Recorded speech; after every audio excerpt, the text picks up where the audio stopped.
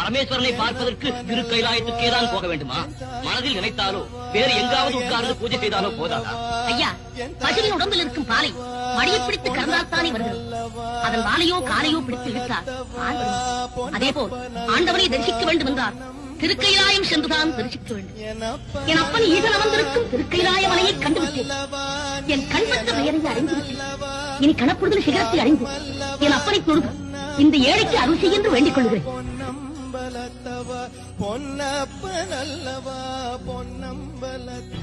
இது என்ன சோதனை? படிகளெல்லாம் சிவலிங்கமாக காட்சி வருகின்றது. இறைவா, பார்க்கவிடமெல்லாம் உன் வடிவமாக அமைத்து விட்டார். நான் எப்படி படியேறி வரப்போகிறேன் என்று பார்க்கிறாயா? எங்கும் நீயே நிறைந்திருக்கிறாய் என்பதை எனக்கு எடுத்துக்காட்டு. இங்கு ஒரே வடிவமாக உயர்ந்து காட்சி அளிக்கிறாயா? ஒருக்கா இப்படியெல்லாம் சொல்லித்தார். நான் திரும்பி போய்விடுவேன் என்று எண்ணிவிட்டாயா? உன் வடிவங்களை நீ இங்கிருந்து அகற்றினாலும் இனி நான் படிகளில் காலால் நடந்து வருவதாக என் தலையால் நடந்து வந்தாவது உன்னை ரசித்தேன்.